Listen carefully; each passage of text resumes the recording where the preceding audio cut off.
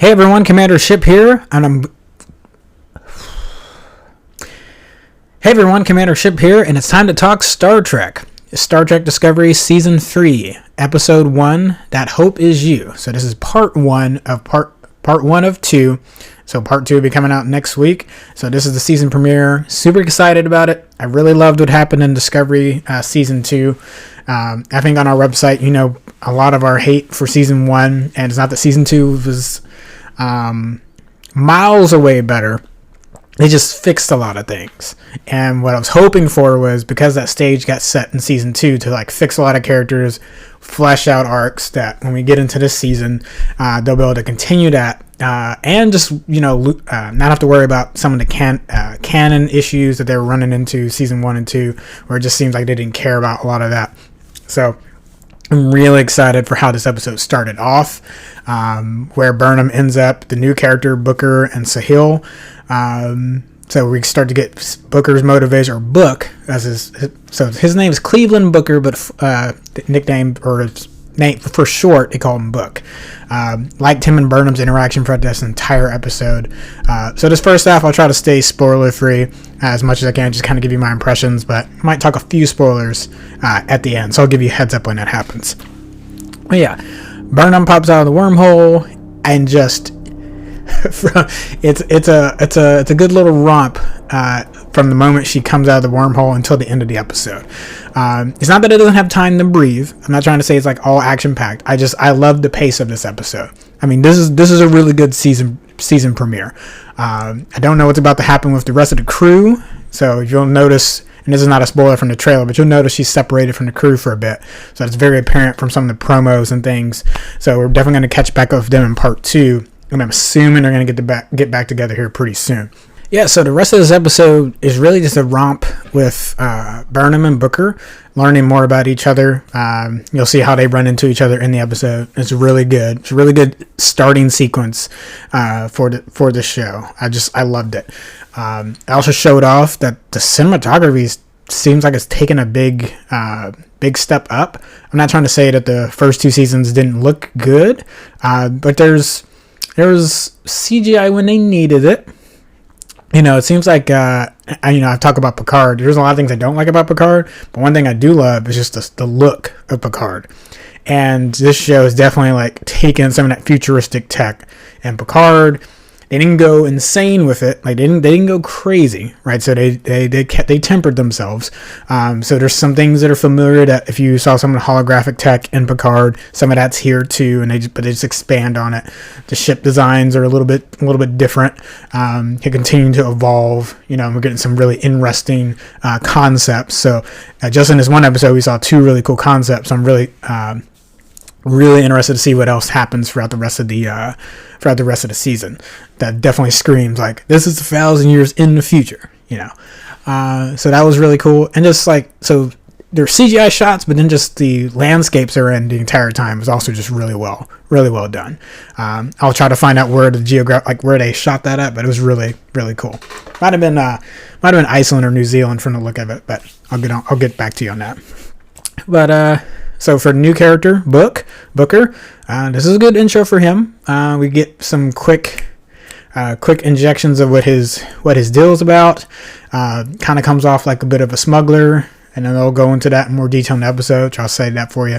But yeah, him and Burnham's interactions are hilarious. Burnham has this one scene where she's getting interrogated. That is also really, really good. So it was a good amount of levity in this episode, along with just Burnham processing emotions of the time jump. Without going into too much detail, she, Sonequa Martin Green, does a really good job selling that. So kudos. I believe her that there's a lot to process there, and I think while they assumed that there was going to be some element of that, there's just a lot going on. So.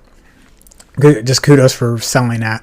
And then Sahil there at the end, who plays this Federation liaison, it was a nice little touch, and synced the beginning of the episode and the end of the episode, and kind of really gives you the mission for this season. It's going to be about rebuilding Starfleet. You kind of understood that from the trailers and promos that something drastic has happened. We get more confirmation of that in the episode, which I'll talk about in the spoiler section. But this sets the tone for the season very well. Like, we know what we're going to do. Like, this is rebuilding. This is like, so it's not just rebuilding the organization, but I'm hoping we're going to get to see some world building in this thousand year jump also. So it'd be cool to revisit some places, but then also just like, what are some of the new spots? How's the galaxy changed in 1,000 years?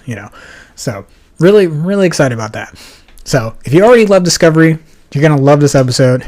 This might bring on some new lovers for the series and where it's at. And again, I think if they fleshed out this season, this could be a really good one, and I think this is a really good start. All right, this is your warning. About to get into the spoiler stuff, so if you haven't seen it yet, don't watch past this part. All right, and your warning: 3, 2, 1. Spoiler stuff. So these would be things that were not in the promos, things you would not have seen on set photos and things like that. So one thing was, yeah, we already knew the Federation, something happened to it.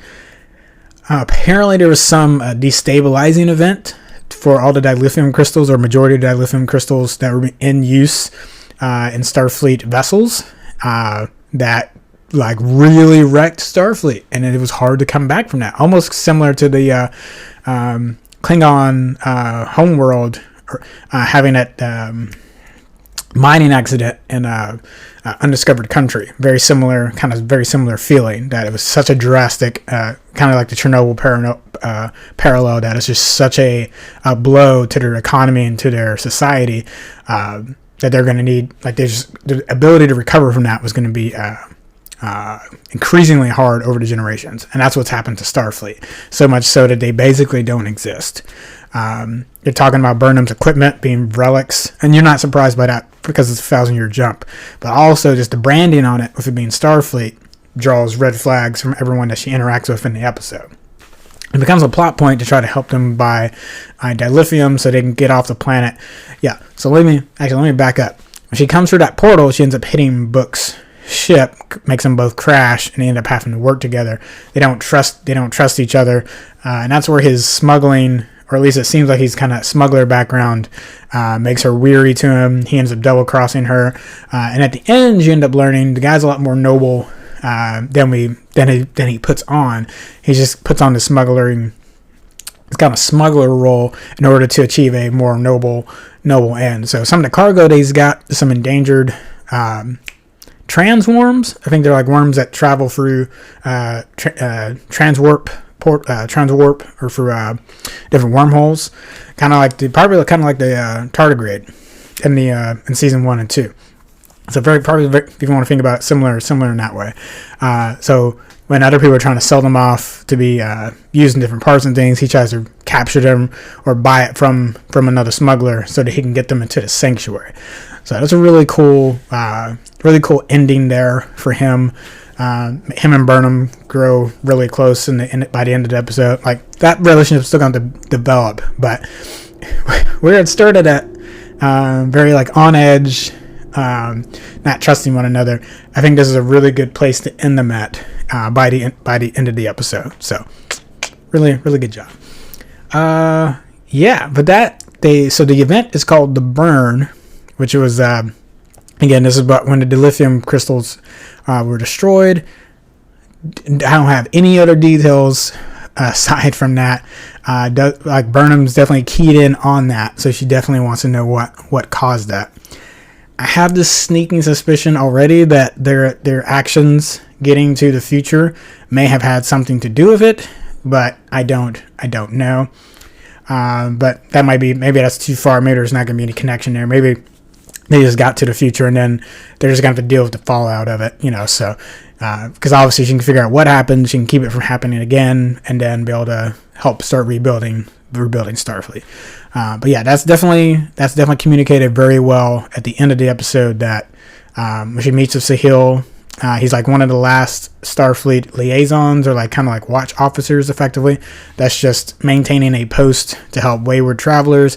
I thought he was there to wait for Burnham, but that's not exactly what he was there for. He just tries to maintain his sector of space, which is very small. Like, Burnham's surprised when he doesn't have access to like multiple sectors of scanning.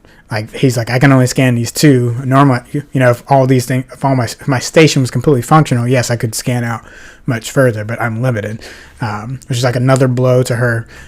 Because when she comes through the portal, Discovery is not behind her, so we don't have Discovery this entire episode. It is a Burnham and Book episode, and Discovery is nowhere to be found. And that's what I was saying earlier. It definitely feels like part 2 is probably gonna be all Discovery. Like, when did they pop out? And that's something they key in on at the end of this episode, is that Discovery could have come out a couple minutes before or a couple minutes after her. It could be years after her. So even though I say we're going to see them eventually link up, we don't know what the time difference is there. Is there going to be some other jump that happens by episode 3?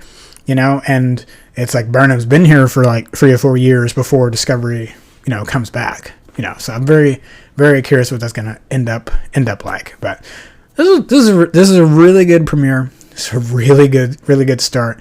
So hopefully the Discovery episode for part 2 knocks that out of the park well, and then like this mission of rebuilding Starfleet, hopefully that works out. I think that's a great premise, and having Burnham lead the charge on that after the things she did in season 1, constantly be built into that leader to be able to kind of generate that hope amongst people. Like, that's a perfect spot. That's a perfect spot for her. That's a perfect like growth for her character, given everything she's gone through. So I like it. This is smart. This is a really smart arc. And that, I guess also that would get more. I think that gets more to the feel of Trek. We might get to more and more interactions of different societies and different planets. Different issues are going to arise. And season 2 tried to touch on that a little bit when the Angel was hopping around, bringing them to different spots. But because there was so much time travel nonsense and they were rushing to get to this end point, it just didn't really hit. Like, again, the character moments are great, but as far as like stories, aside from Saru, some of Burnham's interactions with Spock, I would say the Doctor and Engineer to a lesser degree. Not that I'm glad they brought them back in, but just what they did season 2 wasn't that great. But again, like I said, they fixed a lot of character arcs, so we have a lot to use going forward. Get more Tilly screen time. It's gonna be great. But the planet hopping, the world building that can happen here could be really great. It could really feel more like Trek this season. It's gonna still have the Discovery coat of paint. There's no way to get away from that, because Kurtzman's at the helm, so that's just here to stay. If y'all are still bellyaching it about that here in season 3, go wind to Kyle and Zach, Red Shirt Rejects, and see what they say. This is just my episode recap. Okay, so this is just my opinion, just like it's always my opinion, but it doesn't have to be in line with the Red Shirt Reject crew. Okay, so yeah, if I had to rate this one, I would do 8 out of 10. I think that's a nice solid spot for it to be at. Yeah. Gosh, do I want to keep it at that? And I'm really, I'm thinking about, do I actually have anything negative to say about it? Maybe, and I guess, what's making me think about putting it down to 8 instead of giving it something higher? Just the confusion when Burnham and Book, some of that doesn't come off as well. Once they kind of get on the same page and the same team, it's really good going forward. But there is a little bit of middling that happens right in the middle of this episode, where it lulls just a little bit. And that might be the one thing I would have gone back and cleaned up just a bit. But yeah, the first half, last half, superb. And again, you need everything in the middle to get to those places, but maybe just a little tweaks here and there. Particularly when they're at the station trying to barter for dilithium. Yeah, that's just the one spot where it's like, yeah, you kind of get to see the progression from Picard tech, but Yeah, it just slows down a little bit. But again, it features my favorite scene when Burnham's on the truth serum that these two people that are interrogating her shoot her with. Like, that was a really good performance, and it was a nice moment of levity. So, you know what? No, I take it back. I'm gonna do 9 out of 10. I'm gonna do 9 out of 10. And I got to write my written review here soon, so I'll conclude it'll be the same across both. So 9 out of 10. Yeah. That middle section, I'm being too harsh on it. Now maybe it'll come back and disappoint me here right after, but for now I'm gonna give it 9 out of 10. So hey, let me know what you thought. If you liked this episode, did you like the premiere? We have a Discord channel. You can always tag me and say what your thoughts are on it. We do have spoiler options in the Discord, so don't just post and be like, I'm gonna ruin details for folks. If you want to talk about it, but you notice it's potential spoiler, just hit the button there on the Discord, and it can hide the text so that people can choose how to engage with it if they want to. And as being an admin and one of the moderators on there, I'll definitely jump in and chat with you. Cool. And then when the article and video comes out, definitely show something in our comments. We definitely love to talk to you that way when something comes out.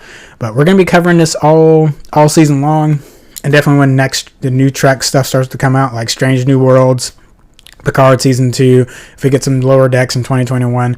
And I got it on good authority, Red Shirt Rejects, our Star Trek podcast, is coming back. So Zach Nichols, the Wild Turkey himself, and our CEO, Kyle Nelson, will be back to start that podcast up here very soon. Since Discovery started, I'm hoping it will be this week, but it might be a week or two. It might be monthly, so we're still waiting on some details on that. But I'll shut up. Tell me what you thought of this episode. 9 out of 10. This is that Hope is in You, part 1, and then we'll get ready for part 2 next week. Until then, we'll see you next week.